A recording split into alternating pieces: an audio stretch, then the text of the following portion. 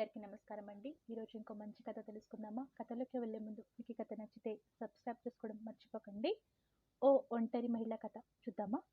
Lawyer తన చేతిలో పెడుతున్న డబ్బుని చూసి ఆశ్చర్యంగా తలెత్తి, లాయర్ గారు, ఏమిటిది ఇంత తక్కువ ఇస్తున్నారు అని అడిగింది సుశీల. ఇంక నయమమ్మా, నేను గట్టిగా అడగబట్టి ఇదేనా ఇచ్చాడు. చాలా గొడవ పెట్టుకున్నాడులే అన్నారు లాయర్ గారు. ఎందుకు? ఏం చెప్పమంటావమ్మా, ఈ మధ్య నీ ప్రవర్తన బాగాలేదట. ఎవరితోనో తిరుగుతున్నావని అతడు ఆరోపిస్తున్నాడు. ఉడికిపోతుంది సుశీల సిగ్గుతో. అవమానంతో ముఖం కన్నగడ్డ అయింది. ఎవరితోనో తిరుగుతున్నావు అంటూ ఇష్టం వచ్చినట్లు మాట్లాడుతున్నాడు. సుశీల వినలేకపోయింది. ఆ మాటలు వింటుంటే గుండెల నుంచి ఏడుపు ఉప్పెనలా రాసాగింది. కానీ అది 10 మంది తిరిగే కోర్టు అని ఆపుకుంది. మీరు నమ్మారా సార్? లేదులే, నమ్మలేదు కాబట్టే ఎంతో వాదించాను. కానీ అతడు సాక్ష్యాధారాలు చూపిస్తున్నాడు. నేను గట్టిగా మాట్లాడబట్టి ఇదేనా ఇచ్చాడమ్మా. వయసు చెడ్డది, నీ గురించి నాకు తెలుసు. కానీ ఇలా అయితే నీకు ముందు ముందు భరణం వచ్చే అవకాశం లేదమ్మా. ఆలోచించుకో. అప్పుడు నేను కూడా ఏం చేయలేను అంటూ వెళ్ళిపోయారు లాయర్. సుశీల అలా ఎంతసేపు ఉన్నదో. అమ్మా, నాన్న, అదిగో పక్కన కూర్చున్న కూతురు భార్గవి అరిచింది, తల్లి చేతిని కదుపుతూ. ఆ పిలుపుతో ఈ లోకంలోకి వచ్చింది. తన కూతుర్ని తీసుకుని ఇంటికి బయలుదేరింది. ఆకలితో నీరసం వస్తుంది, ఒళ్ళు తూలుతుంది, బుర్ర తిరిగిపోతుంది. అమ్మా, ఆకలవుతుంది, భార్గవి అడిగింది. కూతురికి పొద్దుటి నుండి ఏం పెట్టలేదు. డబ్బు వస్తే ఏమైనా కొనవచ్చు అనుకుంది. కానీ పరిస్థితి తారుమారైంది. ముందు ఏమైనా తినాలి, తప్పదు. లేకపోతే ఇంటికి వెళ్ళే ఓపిక కూడా ఉండదు కదా అనుకొని కోర్టు క్యాంటీన్లో 2 ఇడ్లీ తిన్నారు. కొంచెం శక్తి వచ్చినట్లయింది. అమ్మా, నాన్న మన ఇద్దరి దగ్గరికి రాకుండా వెళ్ళిపోయాడు. క్యాంటీన్ నుండి బయటికి వచ్చాక నడుస్తుండగా అంది భార్గవి. మీ నాన్న చనిపోయాడమ్మా. నువ్వు చూసిన తను మీ నాన్న రూపంలో ఉన్న మోసగాడు, దొంగ అంది సుశీల కసిగా. భార్గవి తల్లి వైపు ఆశ్చర్యంగా చూసింది. ఇంటికి వెళ్ళాక కూతురికి తనకి అన్నం పెట్టుకొని చింతకాయ తొక్కు వేసింది సుశీల. అమ్మా, డబ్బులు వచ్చాయిగా, ఈ రోజైనా ఏదైనా కూర చేయొచ్చుగా అమ్మా. ఈ రోజు కూడా చింతకాయ పచ్చడితో అన్నం కలుపుకుంటూ. సుశీల మనసు భర్త మాటలు చుట్టూ తిరుగుతుంది. నేను ఇచ్చే డబ్బుతో ముప్పదుల మొక్కుతూ కొవ్వెక్కి తిరిగే ఆ మనిషికి ఇకపై నేను భరణం ఇవ్వను అంటున్నాడు అని లాయర్ చెప్పిన మాటలు చెవుల్లో మారు మోగుతున్నాయి. అన్నంలో చెయ్యి కడిగేసింది. అమ్మా, ఎందుకే అన్నం తినకుండా చెయ్యి కడిగేశావు? తినాలని లేదు, నువ్వు తిని కూర్చొని చదువుకో అని గదిలో ఒక పక్కగా చాప వేసుకొని పడుకుంది. అభిరామ్ అన్న మాటలు తలుచుకుంటూ ఉంటే గుండెల నుంచి దుఃఖం వరదలా వస్తుంది. తన బ్రతుకు ఇలా ఎందుకయ్యింది? తను అందరిలా తన జీవితాన్ని గురించి ఎన్నో కలలు కన్నది. మంచి భర్త, చక్కని పిల్లలతో హాయిగా జీవించాలి అనుకుంది. కానీ చివరికి ఇలా అయ్యింది.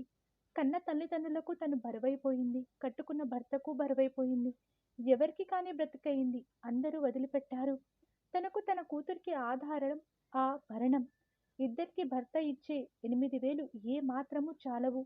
తనుండే రేకుల షెడ్డుకి అద్దె 3,000. కూతురు చదువు, ఇతరితర ఖర్చులకి 5,000లోనే సర్దుకోవాలి. ఇది కూడా ఇవ్వడం ఇష్టం లేక తన మీద లేనిపోని నిందలు వేస్తున్నారు. తన పరిస్థితికి తన మీద తనకే అసహ్యం కలుగుతుంది. ఏం చేయాలి? తనకి కనుక చదువు ఉంటే తన కాళ్ళ మీద తను నిలబడేది. చదువుకునే రోజుల్లో అనుకునేది బాగా చదువుకొని పెద్ద ఉద్యోగం చేయాలని. కానీ ఇంటర్ చదువుతుండగానే సంబంధాలు చూడడం మొదలుపెట్టారు. అది తెలిసి కంగారు పడుతూ తల్లిని తన అభిప్రాయం చెప్పాలనుకుంది. అమ్మా, నేను డిగ్రీ పూర్తి చేసే వరకు పెళ్లి చేసుకోను అంది. దానికి తల్లి ఎంతెత్తున లేచింది. ఏంటి, ఇంకా చదువుతావా? అసలు 10 అయిన వెంటనే చేద్దామనుకున్నాం. సంబంధం కుదరకపోవడంతో ఇంటర్లో చేర్పించాం. ఇప్పుడు సంబంధం వచ్చింది, నోరు మూసుకుని చేసుకో. చదివింది చాలు. ఎప్పుడెప్పుడు మా గుండెల మీద బరువు దించుకుందామా అని చూస్తుంటే చదువట చదువు అంటూ ఇంటర్ పరీక్షలు కూడా రాయనివ్వకుండానే అభిరామ్తో పెళ్లి అయిపోయింది. తన తండ్రి ఒక ప్రైవేట్ కంపెనీలో పనిచేస్తున్నాడు. ఆయనకు 3 పిల్లలు, 2 కూతుళ్ళు, 1 కొడుకు. తనే పెద్దది. పెళ్ళైన 6 నెలలకు అభిరామ్కి జూనియర్ లెక్చరర్ ఉద్యోగం వచ్చింది. అంతా సుశీల అదృష్టమని పొగిడారు. తను కూడా సంతోషంతో పొంగిపోయింది. ప్రైవేటుగా చదివి ఇంటర్ పూర్తి చేద్దామని ఆశించింది. కానీ ఆ ఆనందం ఎక్కువ రోజులు నిలవలేదు తనకు. క్రమంగా అభిరామ్లో మార్పు రాసాగింది. డబ్బు మీద వ్యామోహం పెరిగింది. అదే సమయంలో అభిరామ్ తోటి లెక్చరర్కు 5 లక్షల కట్నంతో పెళ్ళయిందని తెలిసినప్పటి నుంచి అభిరామ్ బాధ మరింత ఎక్కువయింది.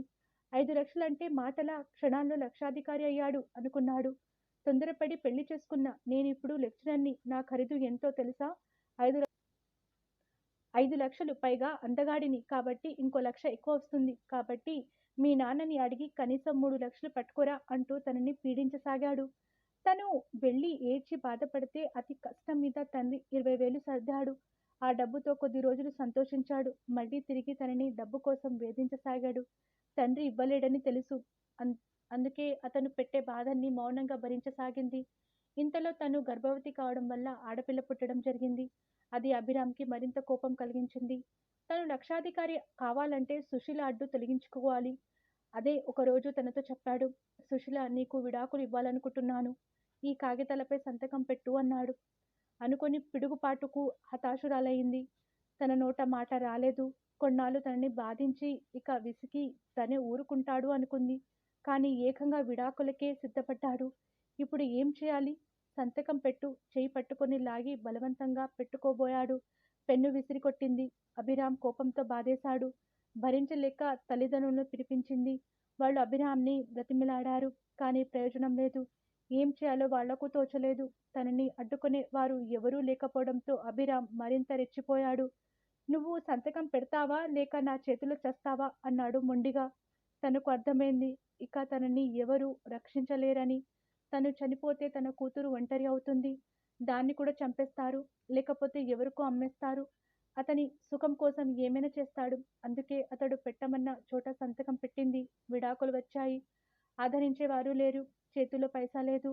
నీళ్ళలో నుండి బయటపడిన చాపలాగా ఉక్కిరిబిక్కిరి అవుతుంటే లాయర్ గారు దయ తలచి భరణం వచ్చేలా ఏర్పాటు చేశారు. ఇప్పుడు అది కూడా ఇవ్వకుండా తప్పించుకోవాలని చూస్తున్నాడు. అతను మళ్ళీ పెళ్లి చేసుకున్నాడు. ఒక కొడుకు కూడా పుట్టాడు. కొత్త పెళ్ళాంతో స్కూటర్ మీద కనిపించాడు. సుశీల చూడాలని కావాలని తన భార్యని, బాబుని స్కూటర్ మీద ఎక్కించుకొని సుశీల ఉండే వీధుల నుంచి వెళ్ళాడు. సుశీల మనసు కోపంతో రగిలిపోయింది. అతనిచ్చే ముష్టి కోసం ప్రతి నెల ఎదురుచూస్తుంది. ఇటువంటి పరిస్థితి శత్రువులకు కూడా రాకూడదు. ఎంతలా అవమానించాడు. ఇప్పటికైనా కళ్ళు తెరుచుకున్నాయి. చావనైనా చస్తాను కానీ వాడి ముందు చెయ్యి చాపను. కోర్టులో అందరి ముందు ఎంతలా అసహ్యంగా మాట్లాడి ఉంటాడో.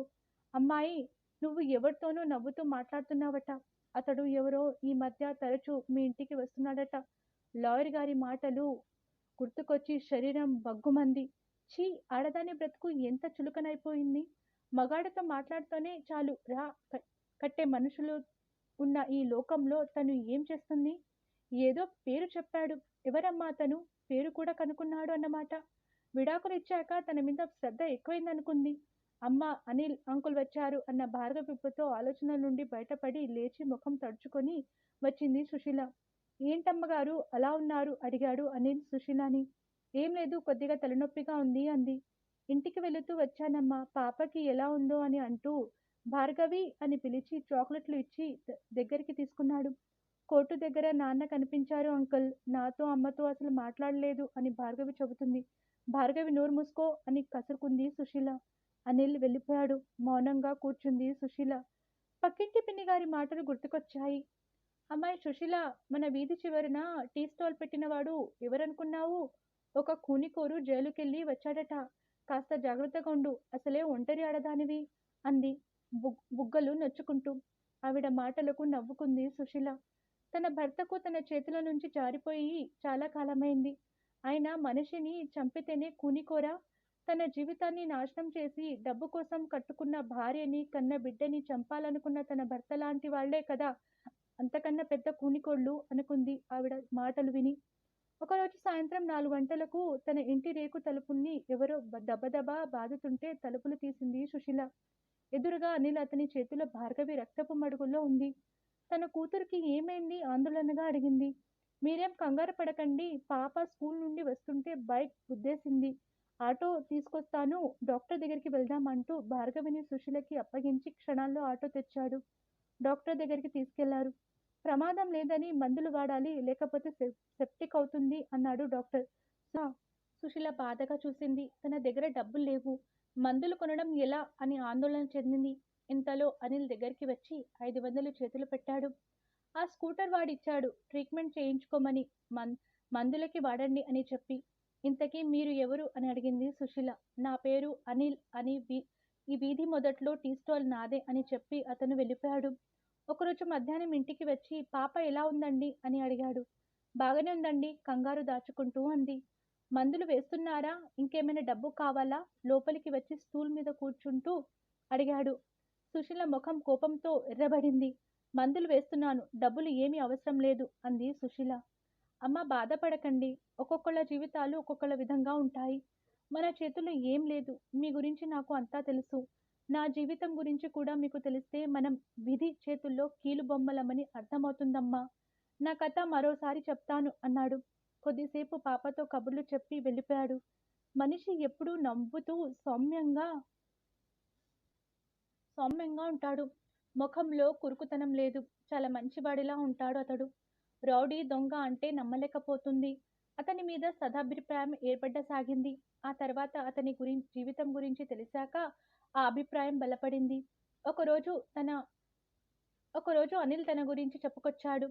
మా నాన్న చిన్నప్పుడే చనిపోయాడు. సరైన అదుపు లేకపోవడంతో గాలికి తిరుగుతూ గొడవలు పడుతూ ఉండేవాడిని. చదువుకోలేదు. 2 నెలల క్రితం జైలు నుండి వచ్చాను. ఇంటికి వెళ్ళేసరికి మా అమ్మ చనిపోయిందని తెలిసింది. ఎందుకో చాలా బాధ కలిగింది. ఈ ప్రపంచంలో నాకెవరూ లేరు. నేను ఒంటరిని అనుకోగానే దుఃఖం వచ్చింది. మా అమ్మ మొన్న పాపని ట్రీట్మెంట్ చేసిన డాక్టర్ గారింట్లో పనిచేసేది. ఆ పని చేస్తున్న డబ్బు కూడా నా కోసమే దాచిపెట్టింది అమ్మ. అమ్మ చనిపోయాక డాక్టర్ గారిని కలిశాను. మీ అమ్మ ఎప్పుడూ నీ గురించి ఆలోచించేది. ఇప్పటికైనా చెడు తిరుగుళ్ళు మానుకో. మంచివాడిలా జీవించు. కష్టపడి పని చెయ్యి అన్నారు. మా అమ్మ నా కోసం కూడబెట్టిన డబ్బుతో ఈ వీధిలో టీ కొట్టు ప్రారంభించాను. డాక్టర్ వారు స్వతంత్ర జీవనం చేస్తున్నందుకు చాలా సంతోషించారు. లోకం అప్పుడప్పుడు గుర్తు చేస్తుంది. కానీ పట్టించుకోనమ్మా. ఇప్పుడు నా కాళ్ళ మీద నేను నిలబడ్డాను. మంచిగా బ్రతకడంలోనే ఆనందం ఉందని గ్రహించుకోగలిగాను. ఒకరిపై ఆధారపడకుండా బ్రతకడంలోనే ఎంతో సుఖముందమ్మా అని చెప్తున్నాడు. సుశీల అనిల్ వైపు ఆశ్చర్యంగా చూడసాగింది. అతను దొంగ, రౌడీ అనే తేలిక భావం ఉండేది. తన కోసమే తన ఇంటికి వస్తున్నాడేమో, మనసులో ఏ దురుద్దేశం ఉందో అనుకునేది. ఇప్పుడు అతని జీవిత గాథ తన కళ్ళు తెరిపించినట్లయితే అతడు తనకి జ్ఞానబోధ చేస్తున్నట్లుంది. లోకం గురించి మంచి చెడులు అర్థమవుతున్నాయి. కొత్త లోకాల ద్వారాలు వెచ్చుకుంటున్నట్లుగా ఉంది. వారం తర్వాత సుశీల వీధి మొదట్లో ఉన్న అతని టీ స్టాల్ దగ్గరికి వెళ్ళింది తొలిసారిగా. చిన్న రేకుల షెడ్డు పరిశుభ్రంగా ఉంది. స్టవ్ మీద టీ మరుగుతుంది. గ్లాసులు అనిల్ శుభ్రం చేస్తున్నాడు. సుశీలని చూడగానే ఏంటమ్మా మీరు ఇలా వచ్చారు? పాప బానే ఉంది కదా అని అడిగాడు. ఏమైనా సమస్య వచ్చిందా అని కంగారుగా అడిగాడు అనిల్. అంతా బాగానే ఉంది అంది సుశీల. స్టూల్ వేశాడు, కూర్చుంది. పనివాళ్ళు ఎవరూ లేరా? అన్ని పనులు నువ్వే చేస్తున్నావు అంది సుశీల.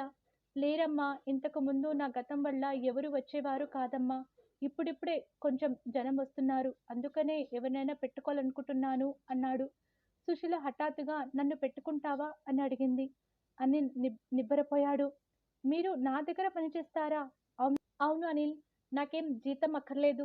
నాకు నా కూతురికి 2 పూటల అన్నం పెడితే చాలు. నేను టీ చాలా బాగా పెడతాను. అంతేకాదు నాకు రకరకాల పలహారాలు చేయడం కూడా వచ్చు. నాకు పనిస్తావా అని అడిగింది. అంతకంటేనా అమ్మా? కానీ అంటూ సంకోచిస్తూ అడిగాడు. ఏమిటో చెప్పు.